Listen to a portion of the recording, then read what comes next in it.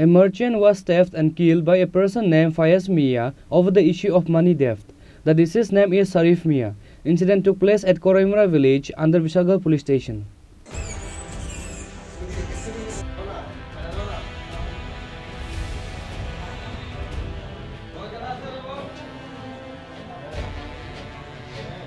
A merchant was theft and killed by a person named Fayez Mia over the issue of money theft.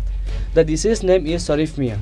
Incident took place at Koraimura village under Vishalgarh police station. According to the news, a person named Fayez Mia lent some money from Sharif Mia's younger brother 1 month ago. Sharif Mia's brother was asking to return his money on Saturday. At that time, after seeing his brother having arguments, Sharif Mia went to handle the situation. After that, Fayez Mia stabbed both Sharif Mia and his brother. As a result, Sharif Mia was badly injured. His brother and others took him to Vishalgarh hospital immediately after the incident. However, because of his serious condition, Sharif Mia was taken to TMC hospital and later referred to Agartala GB hospital, where he passed away, said the brother of Sharif Mia.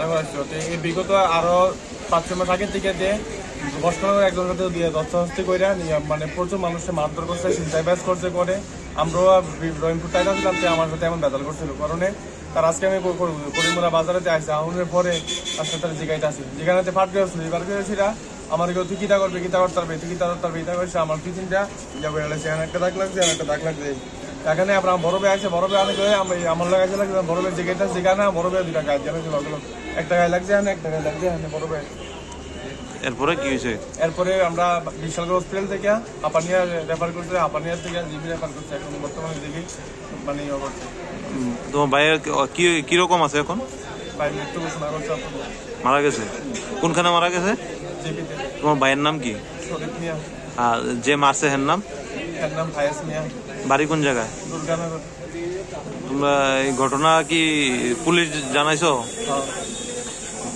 কোনো মামলা টামলা করবা তোমরা